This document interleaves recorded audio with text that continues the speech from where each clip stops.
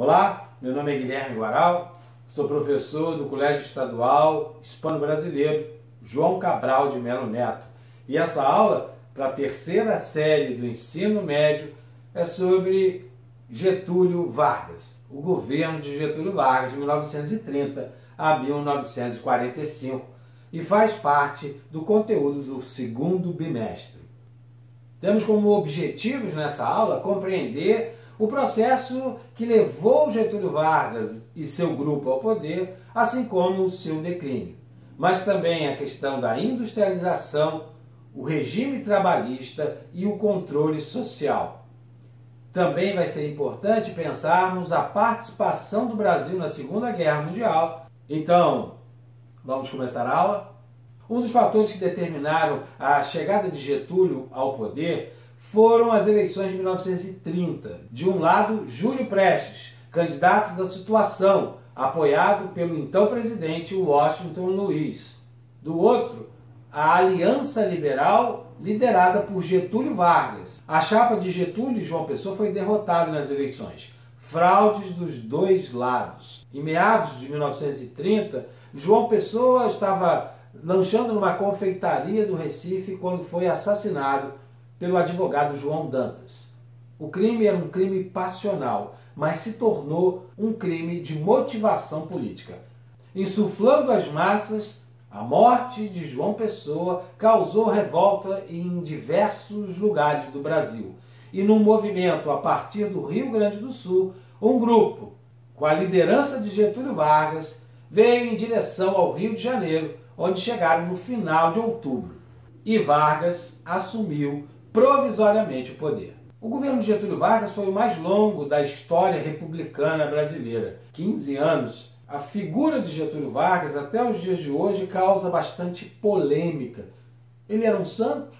Era um ditador? Qual a principal face de Getúlio Vargas, esse político tão longevo na história brasileira? Algumas heranças podemos perceber com esse longo período de Vargas no poder.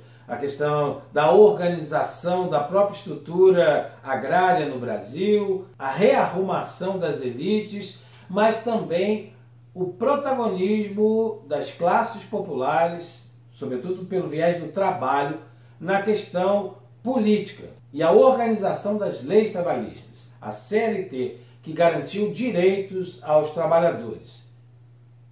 Aliado à grande industrialização, o Brasil sai mais fortalecido com a chamada Era Vargas. Mas quais foram as fases do governo Vargas? A primeira foi o chamado governo provisório, da sua chegada ao poder em 30 até 1934, quando inicia a segunda fase, o chamado governo constitucional, aonde foi convocada uma Assembleia Nacional Constituinte e uma nova Constituição foi outorgada em 34, com a eleição indireta de Vargas pelo Congresso Nacional. A terceira fase foi a chamada ditadura do Estado Novo, onde todos os poderes ficaram concentrados nas mãos de Vargas. Algumas ações marcaram a primeira fase do governo Vargas, o chamado período provisório. Nesse momento, quando chega ao poder, Getúlio fecha o Congresso, o Senado e cancela a Constituição então vigente, a Constituição de 1891. Com o suporte dos tenentes, Vargas coloca em marcha uma política unitarista, centralizadora. Vargas criou alguns ministérios, como do Trabalho, Comércio e Indústria. Criou também o Ministério da Educação e Saúde, criando um sistema único. Até então não havia nenhum sistema centralizado para a educação brasileira. Outra importante criação foi o DASP, Departamento de Administração do Serviço Público. E a partir de então, para ser um funcionário público era preciso fazer concurso. As lideranças paulistas, incomodadas de não estar mais na esfera decisória do poder, armam exércitos internos e buscam derrubar o governo de Getúlio Vargas. Com a bandeira de uma nova Constituição, os paulistas partiram para a guerra. O exército leal a Getúlio debelou o conflito e E os paulistas acabaram saindo com uma vitória. Foi decretada a Assembleia Nacional Constituinte, 1933, que desagou na Constituição outorgada em 1934. O chamado período constitucional reforçou as linhas mestras que já apareciam no governo provisório. A Constituição de 34 ratificou o voto feminino, o voto secreto. Inovações importantes naquele contexto. Regulamentou uma jornada de 8 horas de trabalho, com direito à licença em caso de doença e o atendimento médico sem prejuízo para o trabalhador. Esse pacote de medidas vai ser organizado e vai virar a CLT, Consolidação das Leis Trabalhistas. Ao longo do Estado Novo, passou a ser a grande bandeira política de Vargas, o trabalhismo. Esse período foi um período muito efervescente na vida política brasileira. Em 1935, ocorreu a chamada Intentona Comunista. Porque Vargas tinha colocado na ilegalidade a Aliança Nacional Libertadora. E com isso, esse movimento teve que ser dispersado. Os comunistas buscaram se organizar sob a liderança de Luiz Carlos Prestes, que estava no Brasil, e organizaram um levante. Um dia no Recife, 2 dias depois no Rio Grande do Norte, outros dias depois no Rio de Janeiro. Facilmente ele foi debelado, o que criou precedentes para que o presidente instaurasse o estado de sítio no Brasil. Em 1936, Luiz Carlos Prestes e sua esposa Olga Benário foram presos no bairro do Meier, no Rio de Janeiro. E Olga Benário protagonizou um caso que foi muito sensível ao governo brasileiro naquele momento. Ela era mulher, judia e na Alemanha, o seu país de origem, ela era procurada por atos comunistas. Com isso, Getúlio Vargas oferece Olga Benário como um presente a Adolf Hitler. O que pesou na questão da Olga Benário foi que ela estava grávida de Luiz Carlos Prestes. Portanto, não poderia ser deportada esperando um filho de um brasileiro.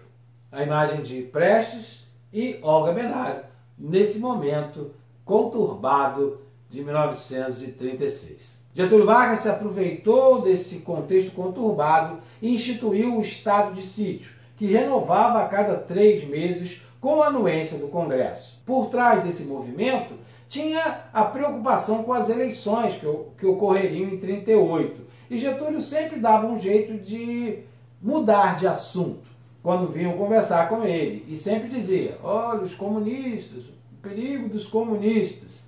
Quando a situação parecia já acalmada, o Congresso nega um outro pedido de estado de sítio de Vargas. Nesse momento, surge o chamado Plano Cohen. Um plano, hoje em dia chamaríamos talvez de uma fake news. Um plano que dizia que os comunistas queriam tomar o poder de qualquer forma. Depois descobriram que esse plano tinha sido rascunhado, escrito por um militante da Ação Integralista Brasileira, o capitão Olímpio Mourão Filho. De qualquer forma, esse Plano Cohen assustou bastante e deu legitimidade para Getúlio Vargas dar o chamado golpe do Estado Novo. Assim se iniciou a última fase da chamada Era Vargas. O Estado Novo, decretado pelo rádio, marca esse início da última fase com a centralização total do poder nas mãos de Getúlio Vargas, que fecha novamente o Congresso, o Senado, institui interventores nos estados, nas capitais e governa com uma nova Constituição, redigida pelo seu ministro da Justiça, Francisco Campos. De caráter extremamente centralizador, a Constituição garantia a Vargas a direção da política pública que ele imaginava, sobretudo com um incentivo enorme à industrialização, tendo o Estado como principal estruturador econômico para esse intento. A criação de empresas estatais vai ser uma das marcas do período do chamado Estado Novo. Vargas conduziu toda essa política ao longo da Segunda Guerra Mundial com uma tendência à neutralidade, mas quando foi chamado a decidir, acaba optando pelo lado dos aliados. E com isso, vira inimigo dos alemães, mas recebe em troca o suporte financeiro para a construção de uma usina siderúrgica em Volta Redonda. Outra marca importante dessa fase do Estado Novo foi a criação do Departamento de Imprensa e Propaganda, o DIP, que era responsável pelo estímulo da imagem pública do Vargas e também da censura às notícias que não fossem favoráveis ao governo. Vargas, com isso, acaba ganhando as massas. Mas será que só foi por conta da propaganda que Getúlio se torna o pai dos pobres? Materialmente, as classes trabalhadoras tiveram ganhos reais durante o governo de Getúlio Vargas. Por isso que idolatravam o presidente. Várias imagens das casas dos trabalhadores da época mostravam que, ao lado dos santos, fotos do presidente Getúlio Vargas estavam ali, lado a lado. Criaram essa áurea mística, não só pela propaganda, mas pelos ganhos materiais que, concretamente, os trabalhadores tiveram nesse período. Uma das características marcantes do período do Estado Novo foram as manifestações ligadas ao Dia do Trabalhador, verdadeiras festas cívicas que ocorriam geralmente em estádios de futebol, como no estádio de São Januário. Dessa forma, o trabalhismo, a consolidação das leis do trabalho, o simbolismo do 1º de maio criaram uma ideologia trabalhista no Brasil. Sob essa égide, Getúlio queria construir o futuro da nação brasileira a partir do ideal do trabalho. Outros esforços apareceram também com a questão da educação, do fortalecimento de um projeto nacional de educação. A opção pela cultura popular é forte na era Vargas. No esporte, a questão do futebol vai ser bastante incentivado. A rádio se torna o principal veículo daquele momento e a Rádio Nacional, que foi encampada pelo governo em 1940, se torna a voz oficial do governo e da cultura brasileira em todos os cantos do país. O teatro de revista se torna um símbolo da brasilidade vista nas artes cênicas. E o carnaval é extremamente incentivado com seus blocos e as escolas de samba do Rio de Janeiro. E a participação do Brasil na Segunda Guerra? Como eu falei antes, o governo Vargas ficou muito tempo tentando manter uma posição de neutralidade, o que para a economia brasileira foi importante, porque mesmo com o início do conflito, o Brasil vendia para os dois lados, para os aliados e para o eixo. Mas houve um momento que foi necessário tomar uma decisão. Mesmo com a aparente simpatia ao lado nazi-fascista, o Brasil entrou na guerra ao lado dos aliados, sobretudo após o ataque de submarinos alemães a navios brasileiros na nossa costa. Destacamentos de soldados brasileiros, a chamada FEB, Força Expedicionária Brasileira, lutaram na Itália, ao lado dos norte-americanos. Ao final do conflito ficou a questão: lutamos ao lado das forças democráticas, que saíram vitoriosas, mas internamente Getúlio mantinha uma ditadura. Como resolver essa questão? Surgiu então um movimento chamado queremismo. O movimento queremista queria a manutenção de Getúlio no poder até as próximas eleições em 46. Não deixaram que isso acontecesse. Vargas foi deposto. Assim como tinha sido feito com Washington Luiz, lá em 1930, Vargas deixou o poder no final de 1945. Falando em democracia, ditadura, como foi o panorama na América Latina nos anos 60? Esse é o assunto da nossa próxima videoaula. Até lá!